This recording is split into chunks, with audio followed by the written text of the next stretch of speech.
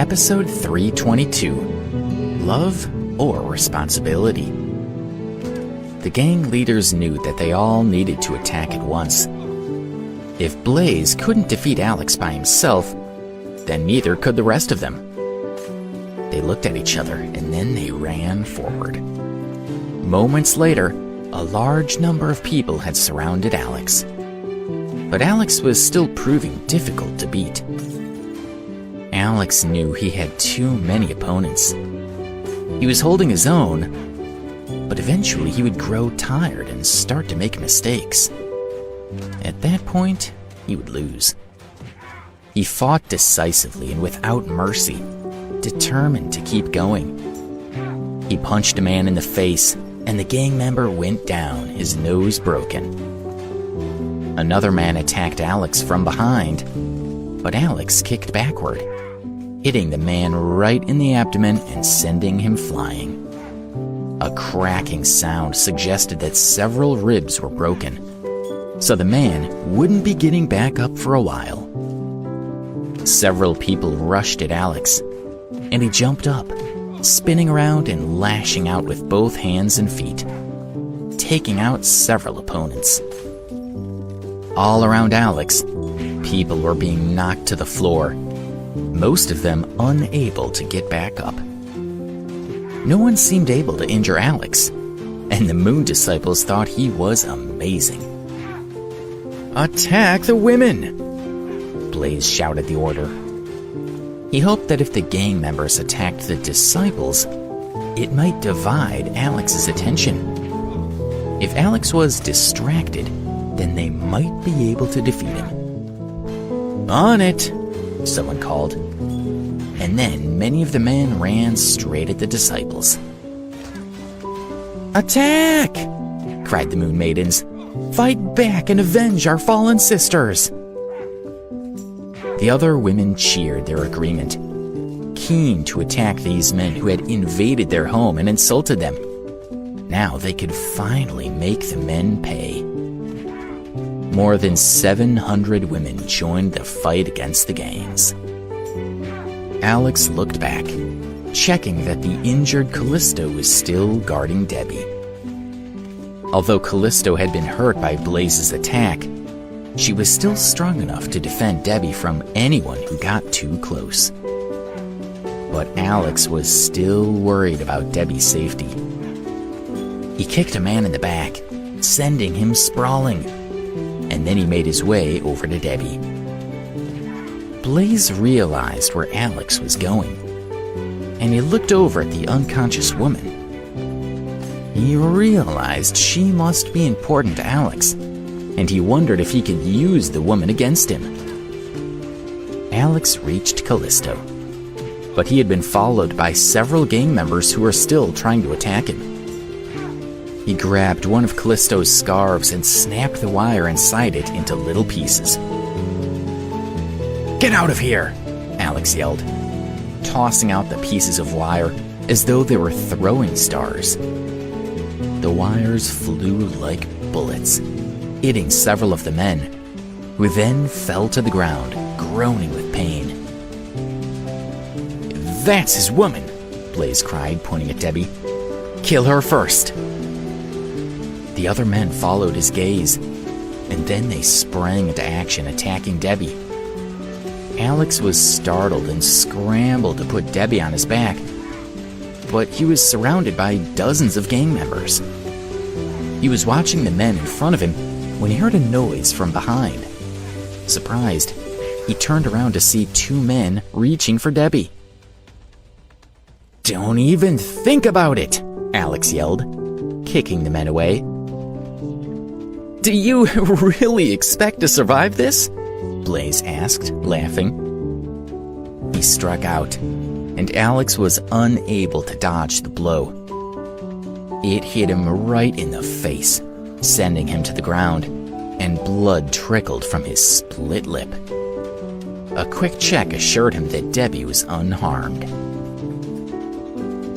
"Look," Blaze said, pointing at him. "He can't fight us while he's protecting the woman." He turned to the men and screamed, "Get him!" dozens of men rushed at Alex. Alex knew he was no match for these people. He had to protect Debbie, and that put him at a disadvantage. He couldn't hold her and fight, so if he stayed, they would both be killed.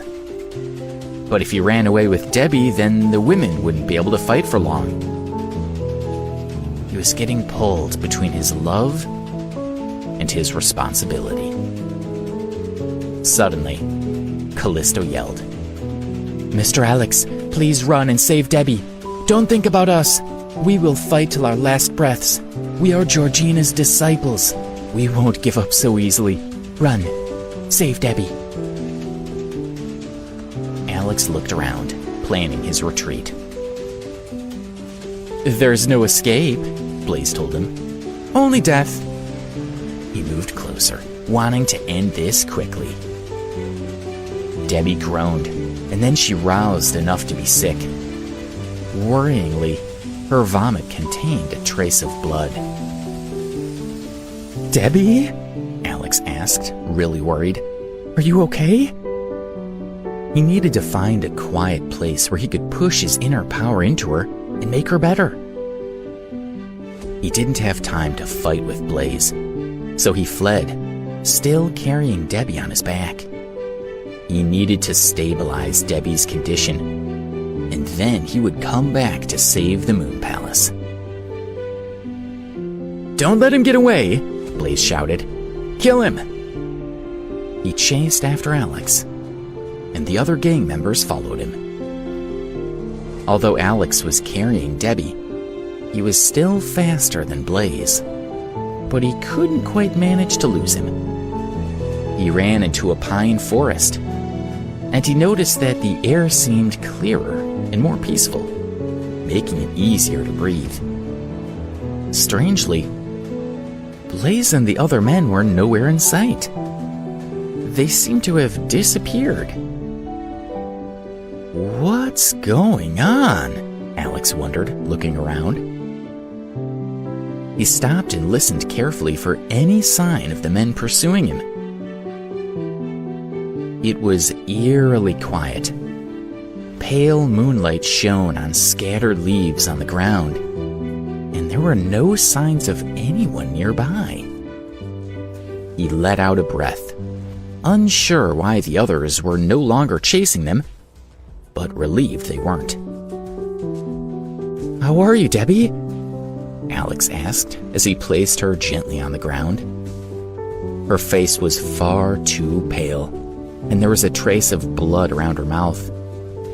Her body was limp, and she was shivering uncontrollably in the cold air. "I'll give you some of my internal power," he said, placing her on the ground, propped up against a tree. He sat beside her and tried to pass some of his power to her, hoping it could heal her. "Who are you, and how did you get in here?" a voice called from among the trees. Alex looked around, but he couldn't see anyone. The voice seemed to have come from nowhere. "Who are you?" the voice asked again. "And how did you get through my barrier?" Alex stood up, ready to carry Debbie away. A flash of white came from the dark forest as a man rushed out. Alex was surprised by the attack and scrambled to defend himself. The man was incredibly strong, and Alex had to work hard to block him. Alex was shocked. The man used moves that were more powerful than Alex's, and Alex struggled to cope. The man moved back a little, and Alex realized he was an older man with white hair. "I recognize that fighting style," the man said, looking at Alex. "Who are you? And why do you fight like Georgina?"